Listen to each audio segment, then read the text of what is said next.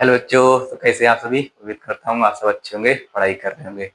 चलिए, आज हम लेके आए हैं दोबारा से आपके लिए जो आपका चैप्टर चल रहा है फिजिक्स में, उसका ये लेक्चर नंबर 3 है और चैप्टर आपका चल रहा है फर्स्ट। इसका नाम है विद्युत आवेश तथा क्षेत्र। इस चैप्टर में हमें करना है कुछ डेरिवेशन जो आपके एग्जाम में हर साल पूछे जाते हैं, बहुत ही ज्यादा इंपॉर्टेंट है। चलिए शुरू करते हैं। आपका सबसे पहले इसमें डेरिवेशन आता है कि एक समान विद्युत क्षेत्र में विद्युत द्विध्रुव पर बलयुग्म आघूर्ण। तो इसको करने से पहले हम जान लेते हैं कि बलयुग्म आघूर्ण क्या होता है। बलयुग्म आघूर्ण, बल का मतलब होता है खिंचाव या धक्का, ठीक है। और युग्म से मतलब है जोड़े से, यानी कि जब किसी वस्तु पर दो बल विपरीत दिशा के और परिमाण में कैसे हो, बराबर, इस प्रकार लगे कि वस्तु को किसी अक्ष के प्रता घुमाने की प्रवृत्ति रखते हो, तो उसको हम क्या बोलते हैं, बलयुग्म आघूर्ण। जैसे आपने नल की टोटी खोली होगी, क्या करते हैं, उसको दो बराबर बल लगाते हैं। कैसे, जैसे ये मार्कर है, मार्कर की अगर मैं इस कैप को खोलूं इस प्रकार से, देखिए, एक बल इधर के लिए लगाएंगे और इस उंगली से इधर के लिए अपनी तरफ और अंगूठे को आपकी तरफ इस प्रकार से घुमाएंगे तो ये वस्तु घूम जाएगी। तो ये वस्तु जो है इस अक्ष में जो काल्पनिक अक्ष लिखा है बीच में से, उस अक्ष प्रता चारों तरफ घूम रही है इस प्रकार से, ठीक है। तो इसको हम बोलेंगे बलयुग्म आघूर्ण। या फिर क्या करें, जैसे मान लेते हैं एक किताब है, इस किताब में हम दो बल लगाते हैं, किस प्रकार से, एक बल आपकी तरफ और एक बल है अपनी तरफ। तो क्या होगा, ये जो वस्तु है इस काल्पनिक अक्ष के प्रता चारों तरफ घूम जाएगी इस प्रकार से, ऐसे, ठीक है ना। तो इसे हम बोलेंगे बलयुग्म आघूर्ण। अब ये बलयुग्म आघूर्ण किस पे उत्पन्न करना है हमें, तो वो है हमारा विद्युत द्विध्रुव। वो कहाँ पर स्थित है, विद्युत क्षेत्र के अंदर, ठीक है। चलिए मान लेते हैं अब इसमें कि एक समान विद्युत क्षेत्र ई, क्या लिखेंगे माना करके, माना एक समान विद्युत क्षेत्र ई जिसमें कोई विद्युत द्विध्रुव क्षेत्र से थीटा कोण पर रखा है इस प्रकार से। ये इसका प्लस चार्ज है और ये सिरे पर माइनस चार्ज है, क्षेत्र के साथ थीटा कोण पर रखा हुआ है। ये जो क्षेत्र है विद्युत क्षेत्र, इसके साथ जो विद्युत ध्रुव है वो थीटा कोण पर रखा हुआ है।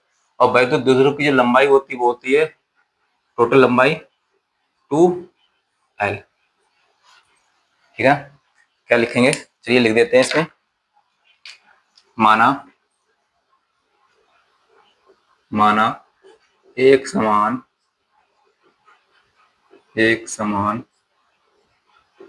विद्युत क्षेत्र ई में कोई विद्युत द्विध्रुव, माना एक समान विद्युत क्षेत्र में, विद्युत क्षेत्र ई में कोई विद्युत द्विध्रुव क्षेत्र, विद्युत द्विध्रुव जिसकी लंबाई, जिसकी विद्युत द्विध्रुव जिसकी लंबाई 2L तथा परिमाण Q है। परिमाण को एक ही लेते हैं, या इस आवेश को ले लें या इसको, ठीक है। परिमाण Q जो क्षेत्र के साथ, क्षेत्र मतलब विद्युत क्षेत्र के साथ, जो क्षेत्र के साथ थीटा कोण पर रखा है, ठीक है। तो ये तो होगा आपका डिस्क्रिप्शन। अब हम देख रहे हैं जो हमारे पास आवेश है, विद्युत द्विध्रुव में दो आवेश है, एक है प्लस आवेश, एक है माइनस आवेश। अगर कोई आवेश विद्युत क्षेत्र के अंदर रखा हो तो उन पर लगता है बल, आवेश पे लगता है बल। अगर वो प्लस आवेश है तो उस पर बल लगता है विद्युत क्षेत्र की दिशा में, कितना लगता है, F बराबर Q इंटू E। अगर कोई माइनस आवेश है तो उस पर विद्युत क्षेत्र की विपरीत दिशा में बल लगता है, इधर के लिए बल सेम ही लगता है, कितना लगेगा, F बराबर Q इंटू E। अब हम देख रहे हैं इस विद्युत द्विध्रुव पर दो बल लग रहे हैं, एक इधर के लिए और एक उधर के लिए, दोनों का जो परिमाण है वो समान है, ठीक है ना। तो ये जो वैद्युत ध्रुव है, अगर इसको मान लें वैद्युत ध्रुव इस प्रकार से, इसके एक सिरे पर बल इधर के लिए लग रहा है और एक सिरे पर बल इधर के लिए, तो ये वैद्युत ध्रुव है वो इस प्रकार से घूम जाएगा, इस प्रकार से घूम जाएगा, इस अक्ष के प्रता, जो काल्पनिक अक्ष है इसके प्रता चारों तरफ इस प्रकार से घूम जाएगा। तो इसमें क्या उत्पन्न हो जाएगा, हमारा बलयुग्म आघूर्ण। इसलिए इसका जो बलयुग्म आघूर्ण है वही काउंट करना है। तभी लिखा है कि एक समान वैद्युत क्षेत्र में वैद्युत द्विध्रुव पर बलयुग्म आघूर्ण। ठीक है, अब कैसे निकालेंगे तो उसको आप देखिए चित्र में, इसके प्लस सिरे पे बल लग रहा है क्यू ई, और माइनस सिरे पे बल लग रहा है, माइनस सिरे पे जो बल लग रहा है वो है एफ बराबर क्यू ई। दो बल लग रहे हैं, वो दोनों विपरीत दिशा के हैं, तो इसमें उत्पन्न होगा बलयुग्म आघूर्ण। बलयुग्म आघूर्ण क्या होता है, उसका फार्मूला होता है बल गुणा क्रिया रेखा से लंबवत दूरी। बलयुग्म का जो फार्मूला होता है वो होता है बल गुणा क्रिया रेखा से लंबवत दूरी। तो हम सबसे पहले क्या देखेंगे कि प्लस क्यू सिरे पर, प्लस क्यू सिरे पर, प्लस क्यू सिरे पर लगने वाला बल वो कितना है, एफ बराबर क्यू इंटू ई। इसी प्रकार से माइनस क्यू सिरे के लिए देखें तो माइनस क्यू सिरे पर लगने वाला बल, लगने वाला बल वो भी कितना है, एफ बराबर क्यू इंटू ई। अब दो बल लग रहे हैं एक ही वस्तु पे और दोनों विपरीत दिशा के हैं, दो बल लग रहे हैं और दोनों कैसे विपरीत दिशा के, तो इसमें उत्पन्न होगा सॉरी बलयुग्म आघूर्ण। तो उसका फार्मूला क्या होता है वो लिख लेते हैं यहाँ पर, बल युग्म आघूर्ण क्या होता है फार्मूला, बल गुणा क्रिया रेखा से, क्रिया रेखा से लंबवत दूरी, लंबवत दूरी। बल आघूर्ण को लिखते हैं टाउ से। बल, तो बल की बात करें, बल दोनों सिरों पर लग रहे हैं और दोनों सिरों पर समान ही बल लग रहे हैं। कितना लग रहा है, क्यू इंटू ई। तो कोई एक परमाणु उठा लेंगे बल का, क्यू इंटू ई। ठीक है, क्रिया रेखा से लंबवत दूरी वो क्या होती है, तो उसके लिए आप ध्यान से समझिए चित्र में। देखिए इस बल पे जो, सॉरी इस आवेश पे जो बल लग रहा है वो इधर के लिए लग रहा है। ठीक है, इसी क्रिया रेखा इधर हो गई, और इस आवेश पे जो बल लग रहा है वो इधर के लिए लग रहा है, तो इसकी क्रिया रेखा इस प्रकार से मिलेगी। ठीक है, क्रिया रेखा मतलब जिस दिशा में बल कार्य कर रहा है, इधर के लिए बल कार्य कर रहा है तो इसकी क्रिया रेखा इस प्रकार से होगी सीधी, इस दिशा में बल कार्य कर रहा है तो इसकी क्रिया रेखा इस प्रकार से होगी इधर के लिए। और लंबवत दूरी लिखा रहे हैं तो क्या करेंगे, इसको जरा पीछे के लेके आएंगे और इससे डाल देंगे इस पर लंब, जो यहाँ कितना डिग्री का कोण बनाएगा, 90 डिग्री। ये कहलाती है हमारी लंबवत दूरी। अगर इस सिरे को नाम दे दें ए और इसका नाम दे दें बी और ये सी, तो ये ट्रायंगल बन गया ए बी सी। ठीक है ना, तो हमारी लंबवत दूरी कितनी हुई, ए बी। कितनी हो गई यहाँ पर, ए बी। इसी ए बी का मान निकालना है, तो उसके लिए आपको चित्र में देखना पड़ेगा। देखिए ये जो वैद्युत क्षेत्र रेखा है इसके साथ वैद्युत द्विध्रुव थीटा कोण बना रहा है। ये जो रेखा है इसकी क्रिया रेखा वो वैद्युत क्षेत्र के साथ समांतर है, तो जितना कोण यहाँ पर बनना है उतना ही कोण यहाँ पर बनेगा। क्यों, क्योंकि ये है हमारे संगत संगत कोण, तो यहाँ भी कितना होगा, थीटा कोण। ठीक है, यहाँ थीटा माना था तो ये भी कितना होगा, थीटा। अब हम देख रहे हैं थीटा कोण के सामने भुजा जो होती है वो लंब होती है, और 90 के सामने भुजा हमेशा क्या होती है, कर्ण। ये होगी आपकी लंब, थीटा कोण के सामने भुजा, और 90 के सामने भुजा हो जाएगी आपकी कर्ण। अब हमें निकालना क्या है, ए बी।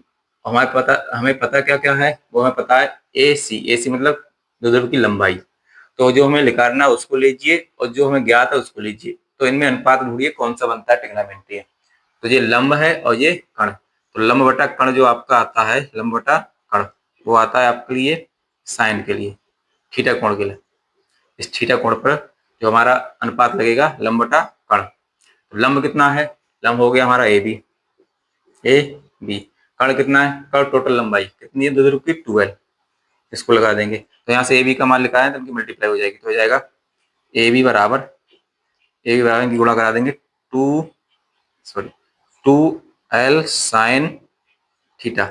ये हो गई हमारी क्रिया रेखा से लंबवत दूरी। अब इसका मान यहाँ पे लगा देंगे, टाउ बराबर Q into E, A B का मान कितना आया है, 2L sine theta, 2L sine theta. यहाँ हम जानते हैं कि अगर ई को एक तरफ कर दें तो Q into 12, Q into 12 into sine theta, और Q इंटू 12 को हम बोलते हैं P, यानी वैद्युत द्विध्रुव आघूर्ण। सॉरी हाँ, वैद्युत द्विध्रुव आघूर्ण, इसको P से लिखते हैं, इंटू ई साइन थीटा। यहाँ लिख देते हैं फार्मूला, P बराबर होता है Q इंटू 12। तो जहाँ पे Q इंटू 12 दिखेगा वहां पर उसकी वैल्यू लगा देंगे P। तो ये आपका फार्मूला बन गया P इंटू साइन थीटा। ये किसके लिए है? वॉल्यूम आघूर्ण। वॉल्यूम आघूर्ण किसे लिखते हैं? टाउ से। ठीक है ना। चलिए अब आप इसका स्क्रीनशॉट ले लीजिए।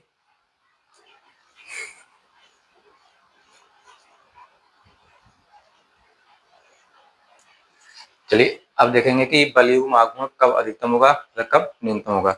उससे पहले एक ये जान लेते हैं कि जो हमारा वॉल्यूम आघूर्ण का फार्मूला बना है वो है हमारा टाउ बराबर पी ई साइन थीटा।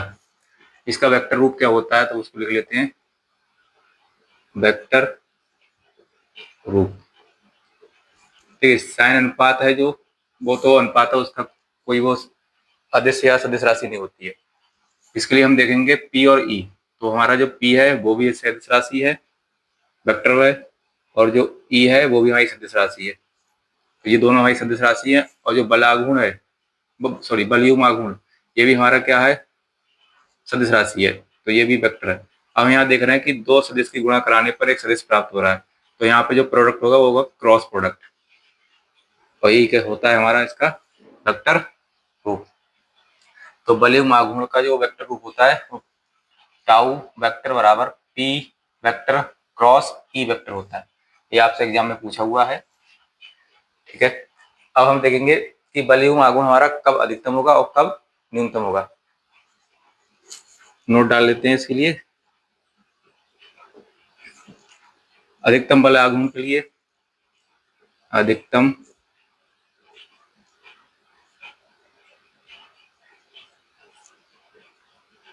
बल आघूर्ण या बलयुग्म आघूर्ण।